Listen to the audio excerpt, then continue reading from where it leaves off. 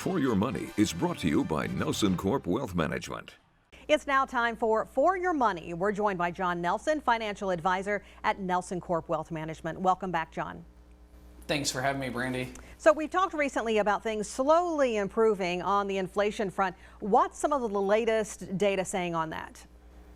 Yeah, so slowly but surely, we've seen inflation at very high levels. And of course, just a few weeks ago, we saw slight improvements on the inflation numbers. The graphic I have with me today is an index that we keep a very close eye on. It's the Fed Supply Chain Pressures Index.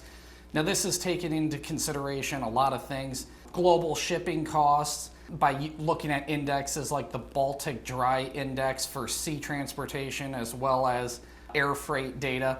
But what we see here is it peaked at the highest levels ever in the beginning of this year, end of 2021, beginning part of this year. But we've seen that receding just ever so slightly here over the last couple of months. So this is a trend that we hope continues. And the supply chain issues have largely it's just been a huge bottleneck and caused a lot of the inflation that we're seeing today. Okay, so what could this mean for consumers? Yeah, I think consumers have been the ones that have paid the price the hardest. A lot of these costs just transfer to the consumer. So if we see this trend continue, hopefully a lot of those price reductions eventually translate to the consumer.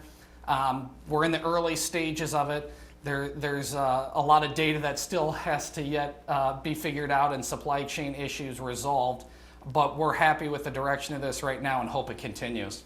All right, some great information. Thanks, John, for joining us. Thanks for having me, Brandy. If you missed any of our discussion, we'll have it available for you on ourquadcities.com.